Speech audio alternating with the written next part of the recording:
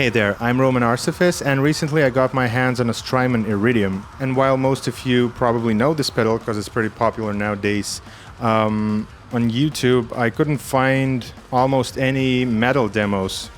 I mean, yeah, because it doesn't have any metal amps. But nevertheless, let's see if we can make it work in a down-tuned metal setting.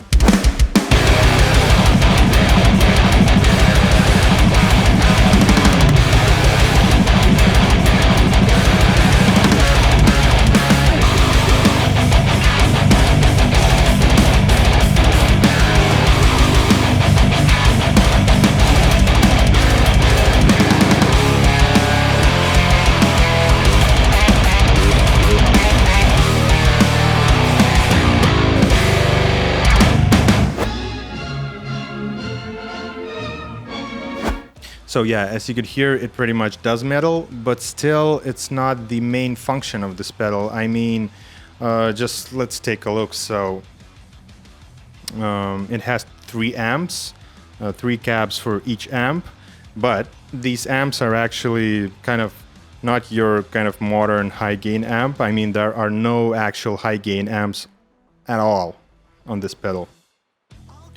So we have a round, chime, and punch amp here. The round being like a Fender-y kind of amp, the chime is a Vox, and the punch is a Plexi, a Marshall Plexi. And while this punch amp actually has kind of a high gain, almost high gain setting, it's not suited for that. But with a tube screamer, just as I used it in the demonstration video, it pretty much works for metal, you know? And I think I like it. So, with that said, I think we can just dive a little deeper into it and even check out the round and the chime amps as well, because why not? So yeah, let's go. Okay, so now we're getting to the fun part. We can actually tweak the Iridium and see what it can do. But first of all, I'd like to just say a couple of words about it because, as I said in the beginning of the video, most of you know this pedal, but of course some of you don't. So the Iridium basically is kind of 3 amps and 9 cabs in one box, just as simple as it sounds. So there's like a clean amp, a crunch amp, and a lead amp. The clean being the Fender, the crunch being the Vox, and the lead or the high gain amp being the Marshall Plexi. And for each amp there are 3 different cab IRs that STRYMON loaded into the pedal. Yeah, and of course this is a modeler, so everything that's going on inside is digital.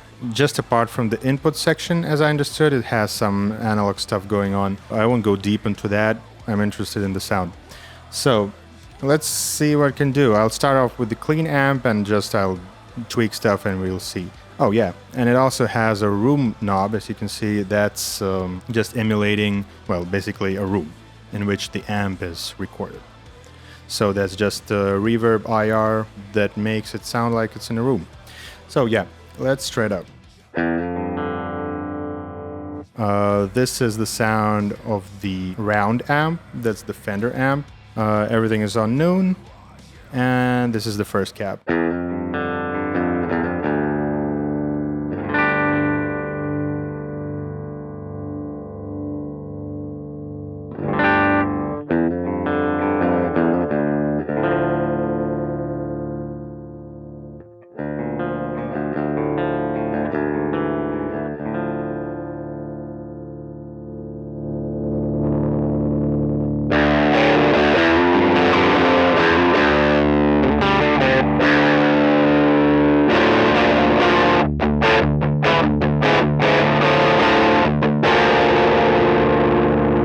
As you can hear, just as in real life, you can kind of crank the Fender and get a little crunchy sound out of it. But actually in the Iridium, STRYMON didn't just model like the exact amps as they are. They made hot-rodded versions of them, so they have a little more gain than the original amps in real life. So as you can hear, if we max out the gain on the Fender one, it gets crunchier than it would really.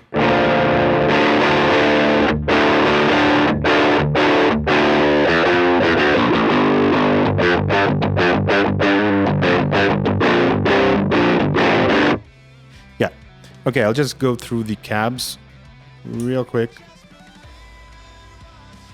but bear in mind that these are just different IRs, so nothing really fancy going on here, just different IRs.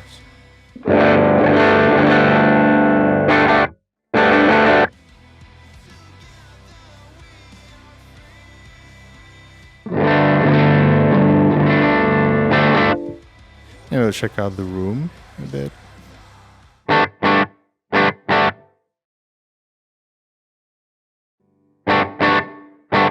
Yeah, now we're starting to hear it, actually.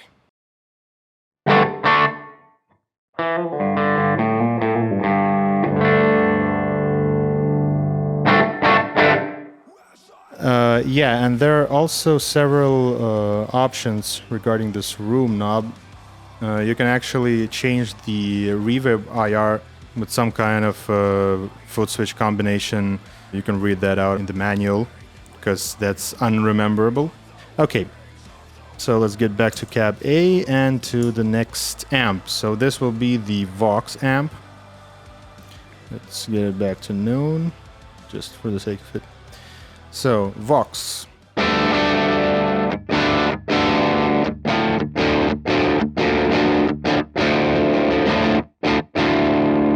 And it's really cool that when I actually touch the strings when I play, it really gives you that feeling of a real amp, like all the dynamics and the touch sensitivity.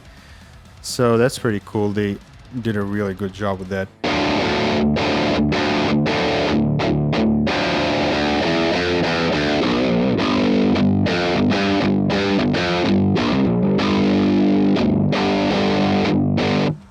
Yeah, this is definitely not for metal, of course, but still we'll try to riff on it, right? Because why not? Yeah, this sounds cool.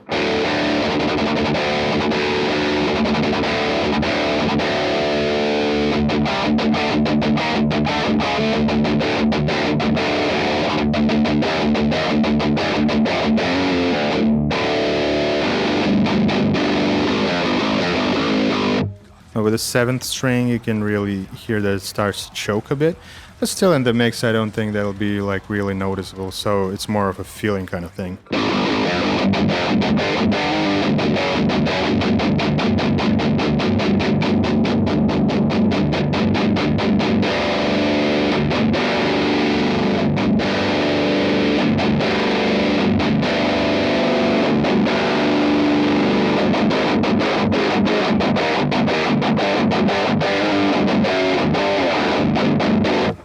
Okay, and again, I'll just go through the cabs real quick.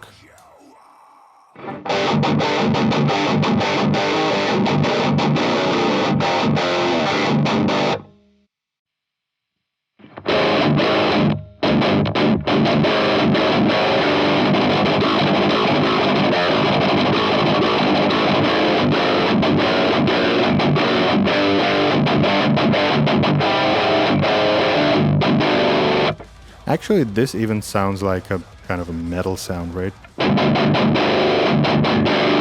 Maybe with a different IR. I mean, like with a third-party IR, even the Vox, yeah, it could do metal. Let's try it with the Tube Screamer. I have it here.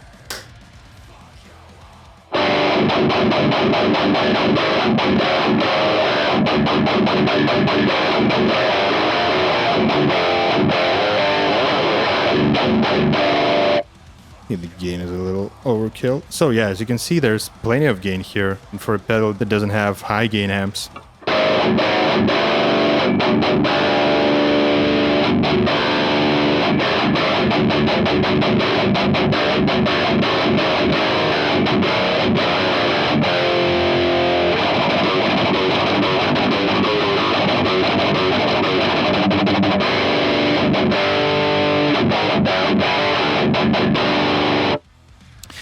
Yeah, it sounds really great. The only issue I have, the EQ section works as if the master volume, I mean like the master knob on the actual amp, is cranked. Because, for example, if you ever played on a real Marshall head, like any of them, when you crank the master for that kind of typical Marshall sound, the bass knob in the EQ section really kind of stops working in the right way. So you don't get like low frequencies. You get a weird, distorted kind of low mid out of the bass knob. So I really found it not really suitable for getting like really heavy low end on the Vox and on the Marshall Plexi amp.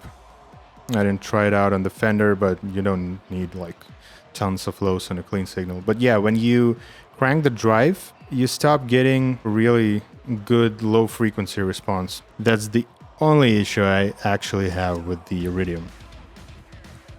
So now let's get to the last amp.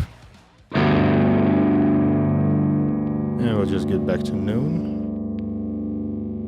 Okay, cab A.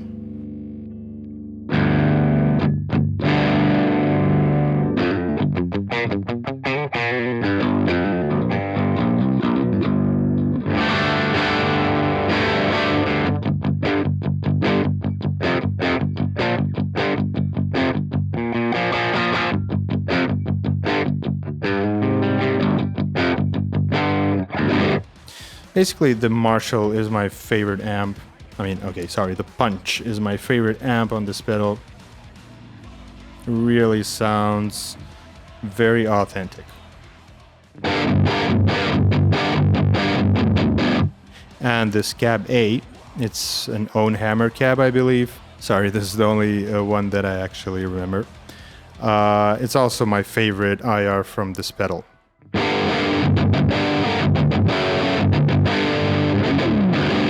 So you see, now you kind of have your low frequency. But now, when you go into kind of high gain territory, and now when you want to clear up the sound, you get a kind of a metal sound out of it. Now I'll just turn the bass knob and you'll see what happens.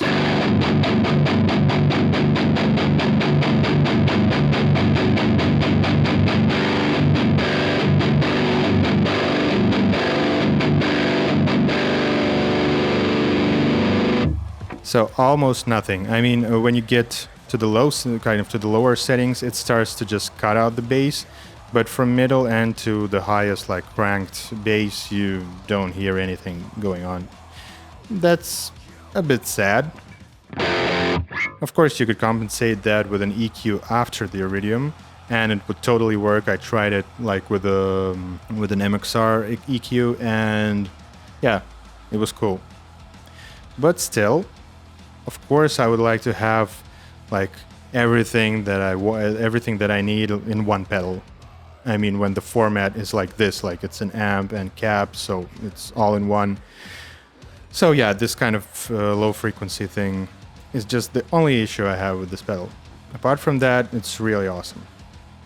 So okay, let's see how it'll sound with the Screamer.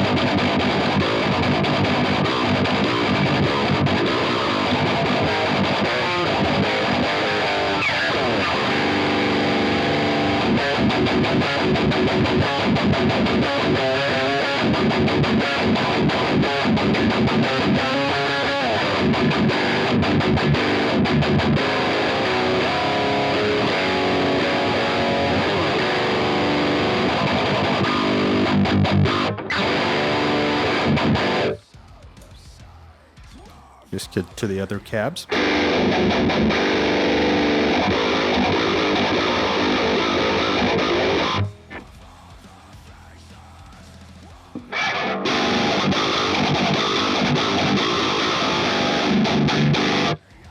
But yeah, cab A is my favorite, as I said. It's kind of the most balanced IR on this pedal. It has enough low frequency to actually do metal. So yeah.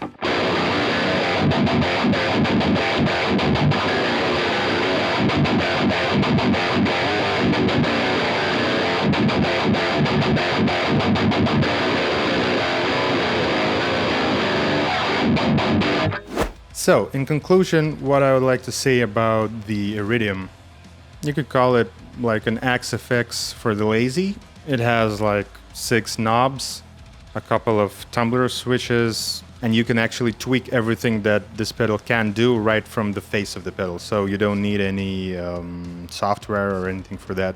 The modeling of all the 3 amps is great. And even the IRs that are stock with this pedal are really awesome. They do the job well. But if you need, you can always use third-party IRs with it. And you can just plug the Iridium to your computer with the USB cable and just use all the IRs you need. So, yeah. Even though this is not made for metal, this can do metal. It can do it pretty well.